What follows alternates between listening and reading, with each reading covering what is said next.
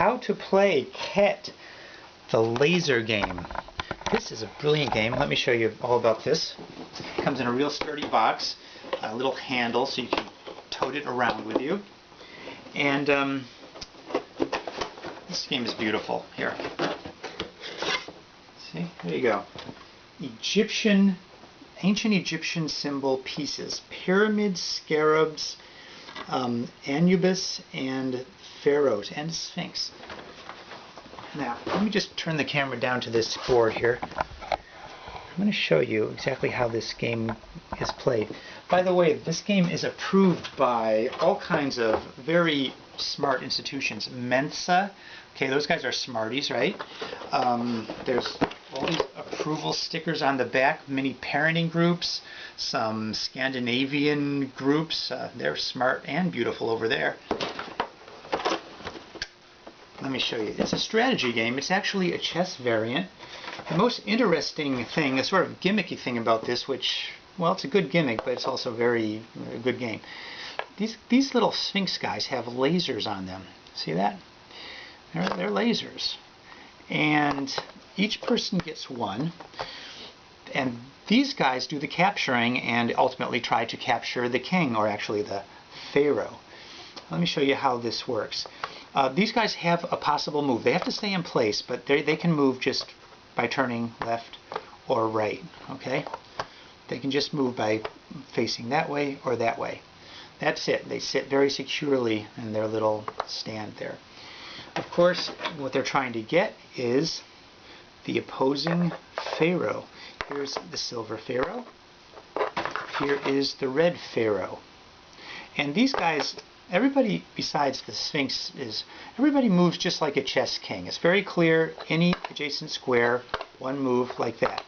The other move that these guys also have is they can turn. For a move, you can turn one of these pieces 90 degrees, just right or left. You can't not turn them 180 degrees. That's the standard move for all the pieces, really, except these guys stay in place. Move like a chess king or turn 90 degrees.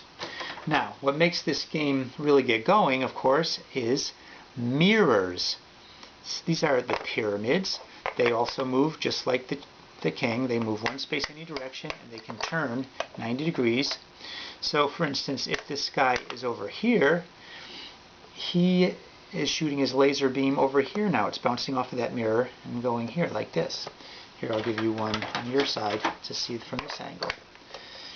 He's bouncing off this side and going here like this. So you can see how the laser beam is going to start to get around.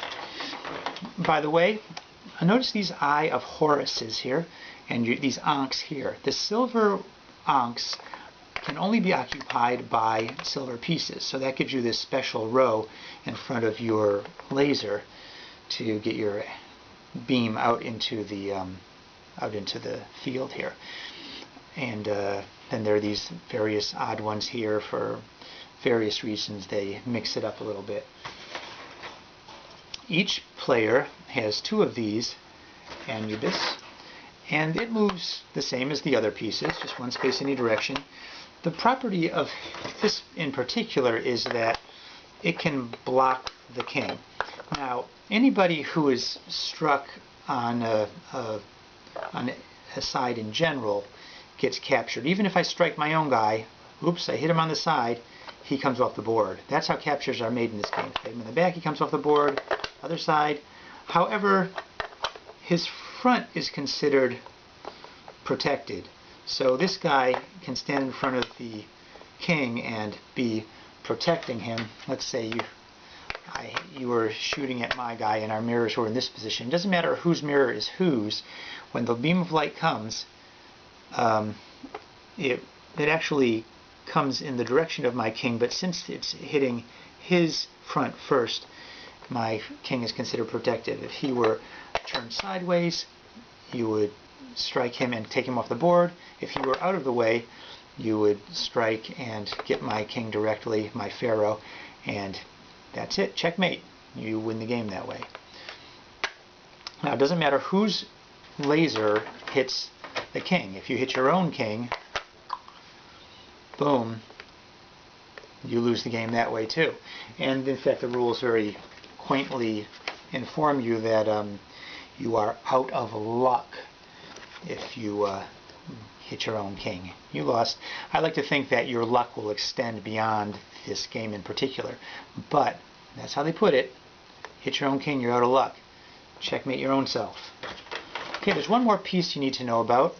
That's the scarab. Scarab has a mirror on both sides. Now, since this only has mirror on one angle, if you hit it from a side where there's no mirror, that piece gets captured. Scarab will never be captured because it always reflects the light. It never absorbs a beam. And so like this, you would be striking my pharaoh and winning the game. Like this, you'd be striking your own pharaoh and losing the game. Now this guy has a special property. If there's any piece around him, like on an adjacent square, he can actually trade places with it.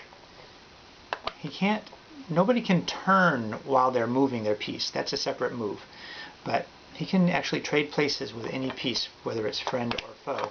So that adds a little mix-up to how the pieces get around, how they manipulate each other. Well, that's basically it. The game begins with one of these setups that's given in the manual. They recommend that this is the classic setup. Then you can try different setups, the dynasty setup or the Imhotep setup.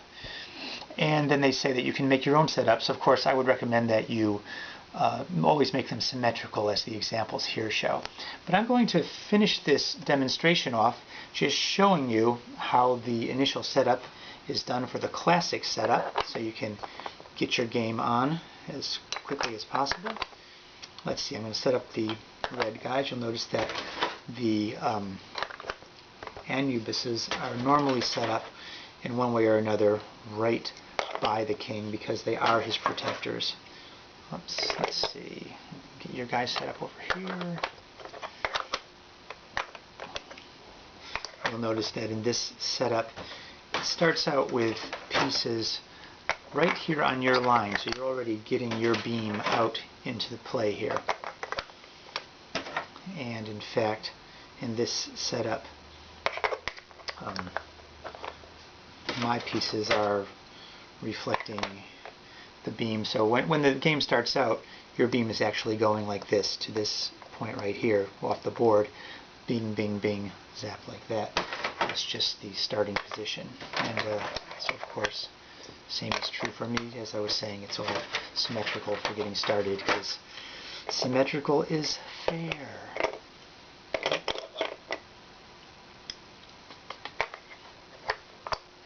Kind of a curious setup. It's nothing like the beginning in chess where you're on one side and the other guy's on the other side. This is, let me get this going right. This is a kind of mix already. So, let me just tell you though, I didn't mention how play proceeds. You make a move, as you do in chess, and then you shoot your beam.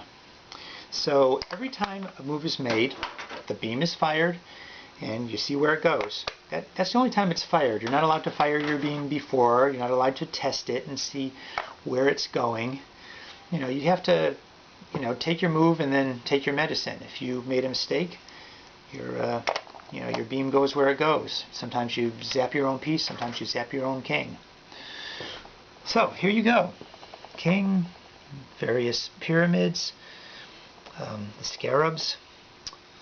I'm sorry, these are the sphinxes. This is your pharaoh, my pharaoh. The Anubis is his protector. That's it. It's actually quite simple for starting, but you can imagine that you're going to get beams going all across the board. Stepping in or changing one will set the beam going a different direction, will affect the mirrors that come from your sphinx, will affect the mirrors that come from my sphinx.